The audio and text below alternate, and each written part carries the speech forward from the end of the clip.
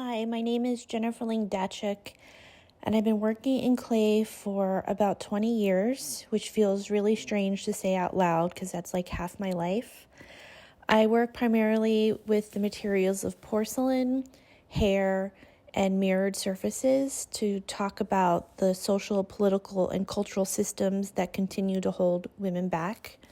My work in the show are two pieces, one titled One Tough Bitch and Fight for Your Right for Parity and Women's Rights Are Human Rights. And these pieces speak about the human body, specifically the female human body, and the sites of scars as a way of record keeping for our trauma and experiences, and the megaphone as a symbol to amplify our voices and the causes we need to fight for.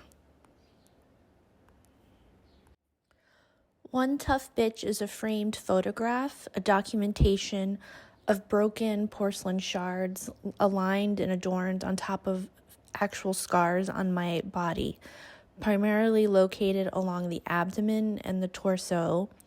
specifically in areas that deal with sites of infertility, trauma, pain, and how it takes over 10 years to receive a diagnosis for endometriosis.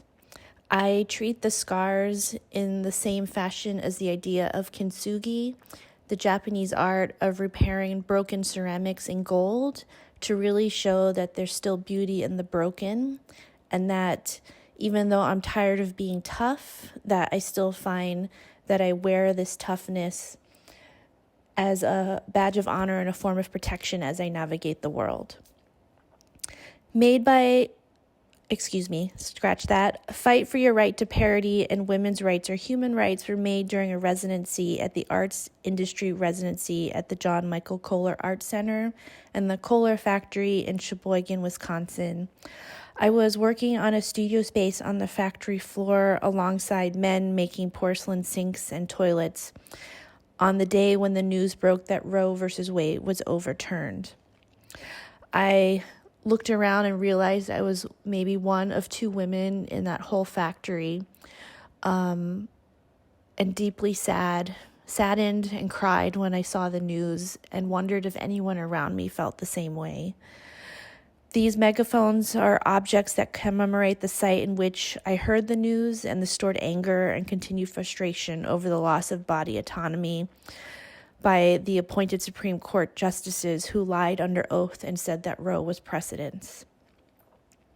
That overall, my work is an exploration of my layered identity as a woman, a Chinese woman, and as a, quote, American and third culture kid.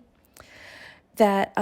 in my work, I work through material culture and deconstructing the established hierarchies of materials, the history of craft, and by championing the handmade. And that I often talk about, too, how I'm the granddaughters of factory workers. My Irish grandmother was one of the handful of women who worked the assembly line of a car manufacturing plant. And my Chinese grandmother worked in a sewing factory deep within the alleys of Chinatown for an American retailer. I think about the muscle memory of my hands and how so much of them are in me, how their hands adapted through the constant path and rumble of the industrial sewing machine and as cars and the assembly line work modernized with computers and automation. That my grandmothers faced poverty, political and social oppression, and personal trauma, and that they were both independent women during a time when women weren't supposed to be either.